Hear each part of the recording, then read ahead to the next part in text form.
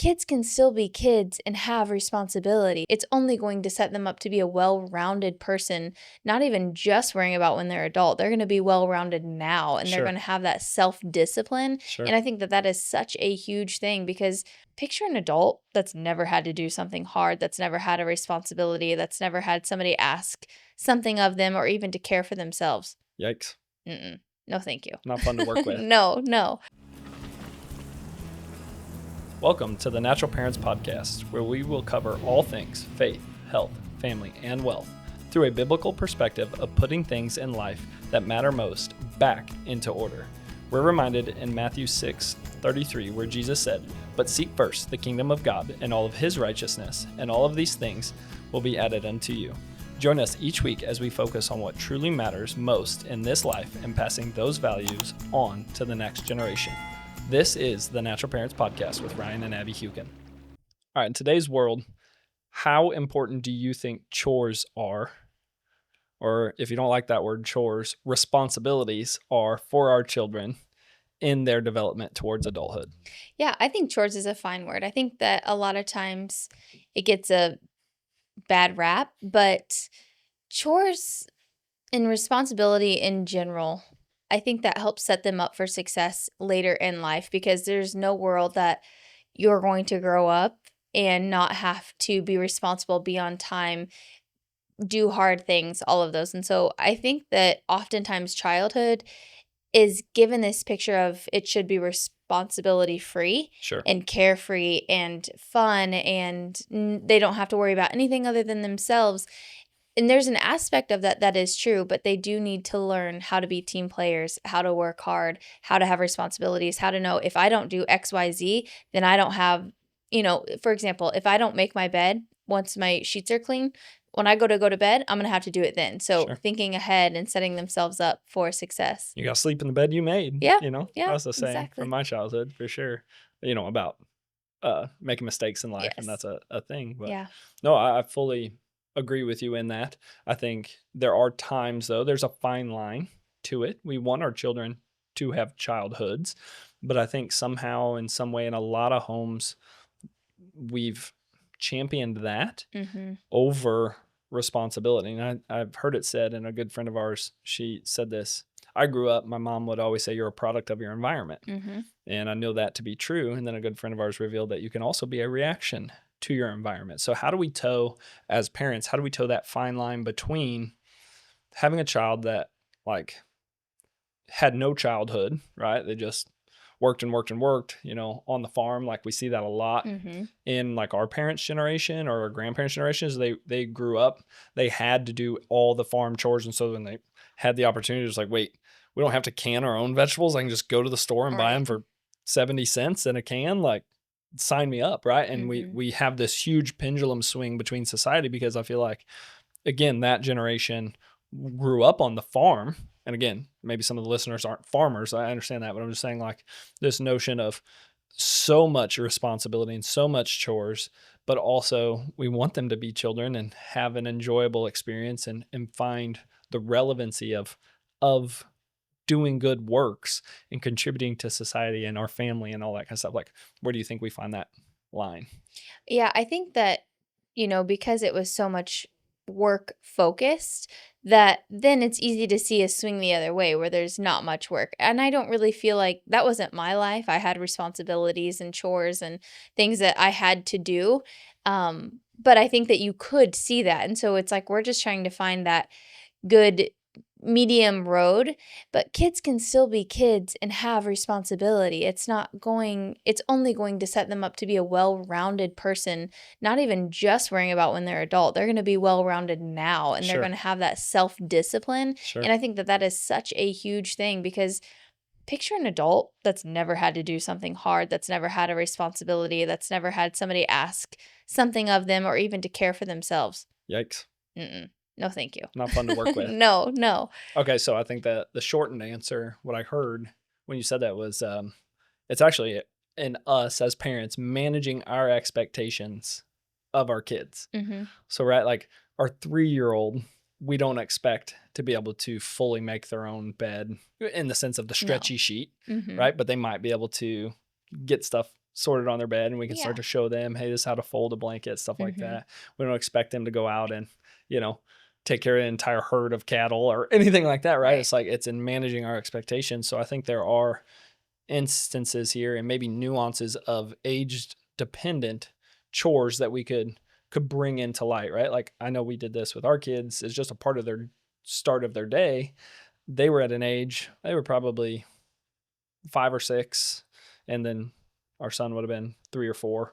But you started saying like, okay, we've got these main major topics. It was like laundry, dishes, and sweeping, right? Mhm. And they were so excited to have that role, and they would fight over it. Like you had to change, like you had the thing, you Yeah. could talk about that. You had to change whose responsibility per week was what, right? So each week they were on laundry, they were on that, right? And it's not like they were starting the washer and folding every aspect, but they were doing But parts yeah. of the so talk to that a little bit because I think it was a Yeah. relevant topic. You know, it's often described that kids wanna help before they're able to help. Oh yeah. By the time they're able to help, they don't wanna help. Mm, And so I think that part of parenting is starting as early as you can and bringing them along. I love that. Sometimes that will be they're watching you more than they're actually helping. They're probably more in the way than they're actually helping, but it's just part of the process and you gotta stick through it, you know, because say you're going out to feed the chickens. Well, they can't necessarily carry the whole bucket to feed the chickens, but they can grab the scoop and they can scoop Do and a put part it of in it. there. And are they going to make a mess? Yeah, they're going to then learn this is how we clean up the mess. And oh, that happens, you know, different things like that. So with our sheet, what I had, yeah, was it was like laundry, cooking, and dishes. And I had little clothespins and I just rotated them. And my kids, it is now my turn. And It's I'm time to doing switch that. the clips, mom. Yes. And Yeah. so, especially at first, they didn't know how to start the washer or how to start the dryer. What do I put it on? But as we did it together, we started the washer and this is where you put the soap and this is how much soap and this is how you organize it. And oh, now it goes in the dryer and we want to make sure we do this heat and that heat. And then but they could also fold. Right. So it's like they're learning every aspect of that. And the same with cooking. It was always a different meal, different way to prep, different and they're just constantly learning. And if nothing else, it just gives that intentional time of let's do this together. Let's watch this. Not so that I can immediately be like, all right, you're on dinner duty.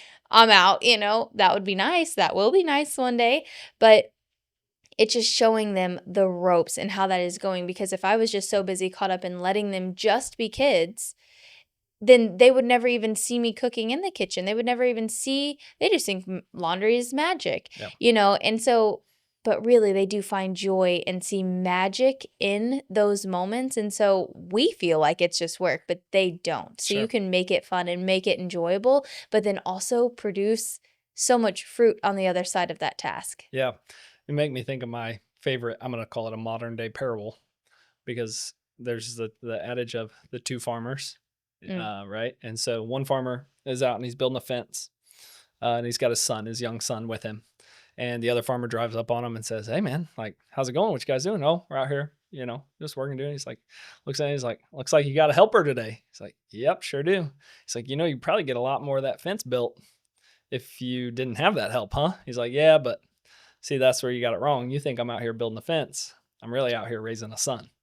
And I think that is the simplest and easiest reminder that we could have of managing our expectations of our children in the mhm. sense that you were saying it best when you're like, be it in our world, yeah, that's the case. It's feeding chickens. But for y'all, it might be feeding the cat or the dog or Yes. the gerbil or whatever.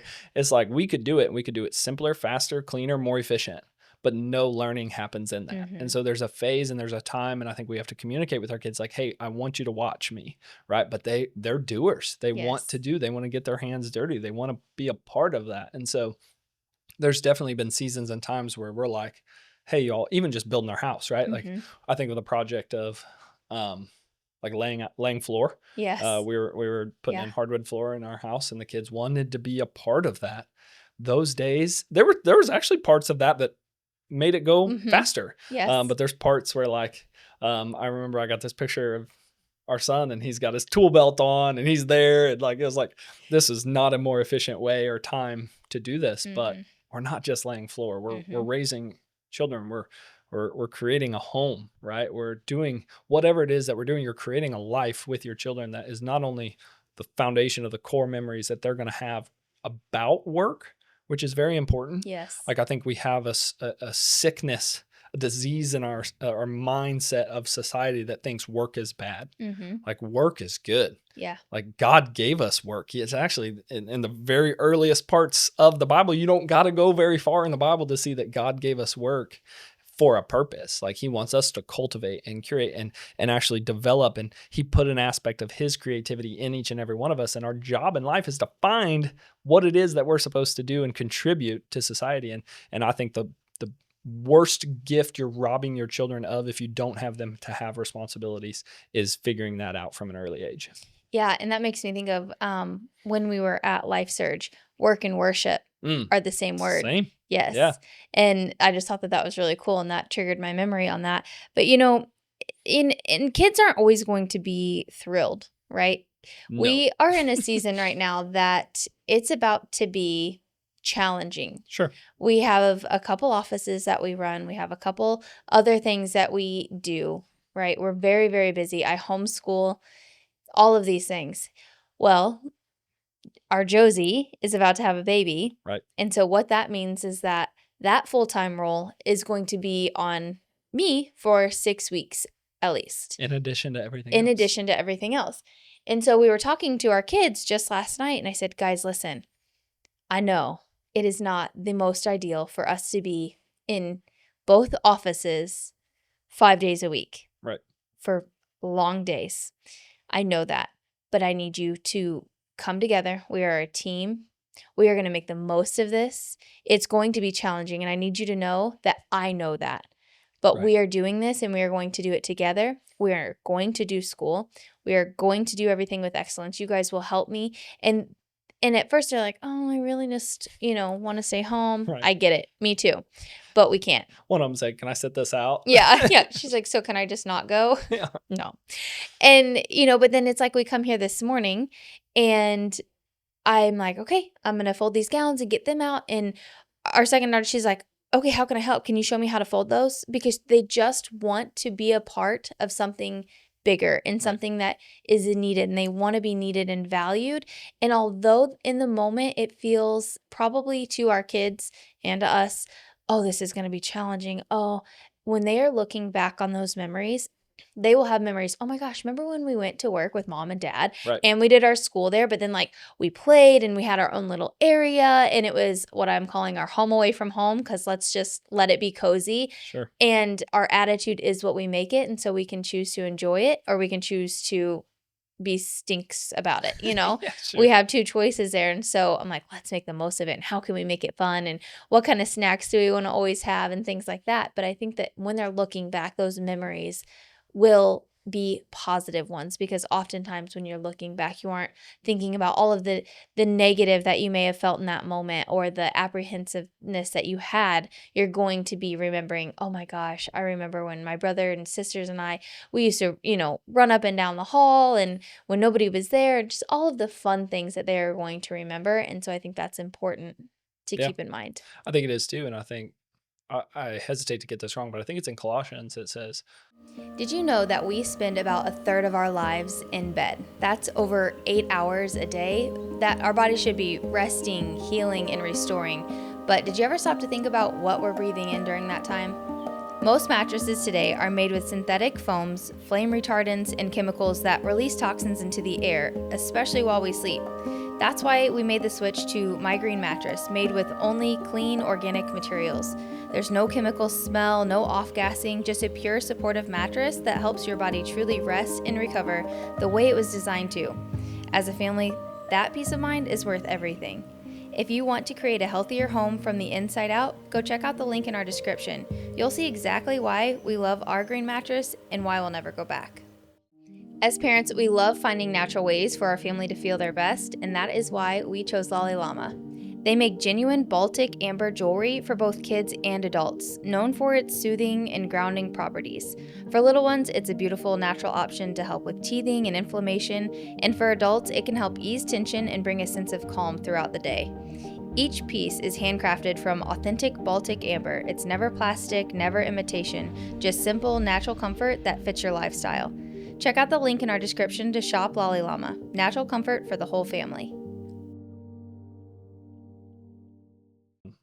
Whatever you do, do it as unto the Lord, right? You said work and worship. Mm-hmm.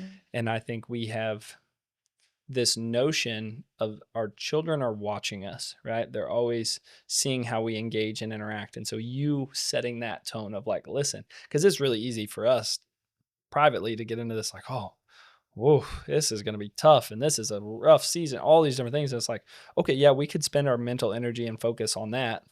Doesn't serve anyone, doesn't Mm-hmm. get you through the next few weeks any more, quickly or more efficiently or in a better energy of any kind to sit and dwell on what the difficulty is. But it's like when we bring that positive energy to our work, our worship, if you Mm-hmm. will, our children see that, right?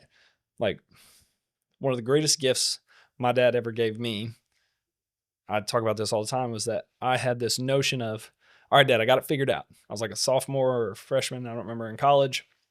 But I'd mapped out the path that was going to get me into and through pharmacy school, and I'd come back and kind of maybe work in the family business and be a pharmacist, all this kind of stuff. And my dad was like, why do you want to be a pharmacist? I was like, well, it's like provides a good living, and you provide a good life with me and my sisters. It seems like good income, that kind of stuff. And it was just like all about that. My dad was like, you can make money doing anything. Let's find something that 25, 35 years from now, which is where he was in his life, let's find something that you're still passionate and excited to get up and go and do Mm-hmm. at that point in time, because he had the wherewithal and the realization to know that that's not where he was, but he wanted that for me. Mm-hmm. And so he's like it, I was like, oh, yeah, I don't Yeah. want Nope. to be a pharmacist. Can you imagine? I just thought it was, yeah, our life would be so different, right? Yeah. And some of y'all might be listening to this, might be pharmacists. I'm not calling you out for it or anything, but it's just like, it was just not what I wanted to do in life. And I say all the time, I note that is one of the greatest gifts my dad ever gave me, was just the realization that you can do anything in life, find something that you're passionate about. Mm-hmm. And then again, as the Bible says, do it as unto the Lord. Like when you're in the workplace environment, if your children are seeing you groan and whine and blah, this is so miserable, and all, like the closest thing to a prayer you have all week is thank God it's Friday, like all these types of things, it's like, that's what they're going to model when they're in that place, versus Yes. it's like this isn't just fluff, y'all. I love to do hard things. So Yeah. like when there's something that's hard that is before us, like my hope and my prayer is that my kids see that as like, all right, like Mm-hmm. let's get, let's gear up, let's get after it. I tell this story before, but like our kids, we said, Hewkins never quit. Like we work hard, we do these things. And I was getting frustrated doing something one time, and our son was like 3 years old. And he's like, oh, it's okay, Dad. You can do it. Hewkins don't give up. Like all this. I'm Yes. like, oh yeah, like thank you, buddy. Like just setting those Mm-hmm. terms that we can walk out in our life, but then our kiddos can see that manifest too, and then model that when they're in the workplace and providing their worship to the Lord, allow people to see their light shine in the workplace. Like how important is that? Right. And I think it just is building their attitudes towards that, towards work and hard things. And I think that chores for kids is a great way to just do that and build that responsibility, self-discipline, confidence. Of course they should be age appropriate, but it is only going to set them up for success in their future for whatever it is that they are called to do or choose to do. And I don't think that there's anything better that you could do for your kids than to make their life a little bit challenging. Give We don't them need no cupcakes. some responsibility. Okay, so follow up then. Second, deeper layer, a little more controversial. What do you think about allowances for said chores? Where do you find the answer is in payment for services, responsibilities, chores, allowances? I don't think that you should get an allowance for anything that your mom doesn't get an For allowance for. existing? Right? Yeah, right. So if you need laundry to have clean clothes, if you need clean dishes, I think that you're coming together as a team to help your family. Right. And if mama doesn't get paid for it, then I don't think that the kids should either. Yeah, If they're going above and beyond and they're doing a bigger, more challenging task that isn't necessary, I think that that's different. I think that you could do something, but I think that when we are expectant upon allowances in exchange for our work, we forget that team aspect that we're Sure. after, especially when it comes to a home and a family and all of the intricate details of what makes a home run. And so you aren't going to get paid when you're an adult to do those things. So I don't Right. think that you should start that. Nobody pays me for taking out the trash. The Yes. trash just needs taken out. Yes. Right. And I think, again, we're on the underside of this, but as our kids get older, my hope, and I understand not everyone is called to own and run a business and become entrepreneurs and things like that. We love it. Some people don't want that life, and that's totally fine. I see an aspect or a spark of it though in our kiddos, with just some of the Mhm. things they've wanted to do, be it a lemonade stand or these things. And I know a lot of kids do that. I'm just saying I've seen a couple of notions in our kiddos towards that, and so it's like, okay, well then, as they do get older, it's like, okay, yeah, you want some income. Like I loved this from Nick this Yes. past Yes. weekend when we went to that conference. He was talking about the responsibilities he had and how valuable it was because he could earn money by vacuuming in his house, which again, Mhm. I think there's a line and you have to figure out what it is best for your kids.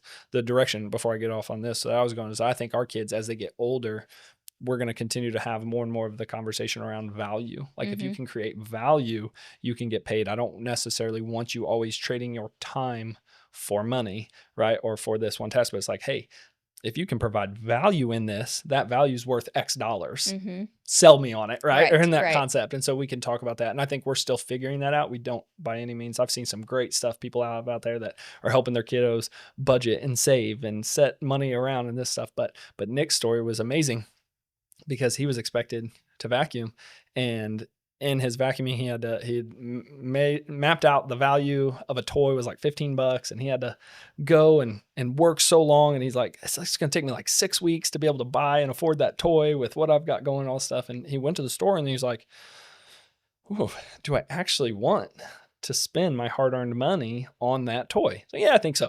And he did, and he played with the toy for about 2 weeks, and then it sat in his closet forever. And he's like, oh, maybe not. So there's another lesson Yeah. just in the financial aptitude of our children and their future. It's like we live in a society and a culture that is so just like instant gratification. Mhm. And I think you're setting your children up for that failure too. If you're just like at the store and you're like, oh, you want that toy? Yeah, sure thing. Like Yeah. my heart, like Yeah. again, if I want to, the father lavishes his love on his Yes. children. I do believe that, but that's not just always things. You know what I Mhm. mean? That's not just more stuff that our children don't need. Um, all the studies, I'm getting off on a toy tangent here, but all the studies say less is more in that Mhm. world, right? Mhm. And so I think, this notion of having your children earn what they want in life, there's needs. We all have to Yes. contribute to the needs of this house to make it go round. You're becoming a valuable and contributing part of this family. Kudos, right? Yes. Like you get the self-satisfaction. Like in our house, a lot of the food that gets put on our table, not all of it yet, but a lot of the food was cultivated from what we've grown, raised, Mhm. produced, and that kind of thing. And our kids play a role in that. It's a Yes. small role right now, but my hope is that it's more and more, and they get to see literally the fruits of their labor come into existence. And so I think it's another disservice to just, as you said, just like, yep, here's an allowance. Yes. I think that's a misguided expectation for sure. Yeah, and I think that if you never even allow your kids to know that it's an option to Right. or to not, it's just like, "Oh, it's chicken processing day. Come on." Yeah. We do this. Yeah. And oh, that's just all it is. It's not, you never have to go from it's chicken processing day. You guys just sit here and watch TV and we're going to go out and do this. And then Right. one day you're like, "No, you're coming with us." And they're kicking and screaming because they're supposed to have a movie marathon. Right. It's just the difference in that. And so I think the sooner you can start in involving them in that, the less likely that they are to see it as a task, a chore, or an option. Sure. So my encouragement to you guys listening, if you got kiddos, no matter where they are, start pulling them in to the tasks that run your home. Mhm. Be patient with them. Set your own expectations in your mind that it's going to take longer. It's going to be messier. It's not going to be like our dishes are not. Sometimes they might have to be washed Sometimes again I rewash them. when they're Yeah. not looking, right? Yes. Because that would just crush them. But this aspect of teaching them to do whatever they do as unto the Lord, give it all that they've got, and contribute in a way disregarded of reward, Yeah. right? Like one of the favorite things that we say is like we give, love, serve out of our own abundance without expectation of return. Mhm. Like, why do we do this? because we were made to do it. Right. We don't have to always have reward. God will provide the increase wherever he sees fit in our life. We can set goals. We can talk about creating value. We can talk about earning an income through this, but I promise you just more and more responsibility is going to be better and better for your kiddos. From the bottom of our hearts, we want to say thank you for listening. If you enjoyed this podcast, please share it with someone you know and leave a review. By doing so, we're able to grow this community of amazing people just like you and raise a generation of children that know God and do his will on earth. We'll see you next time.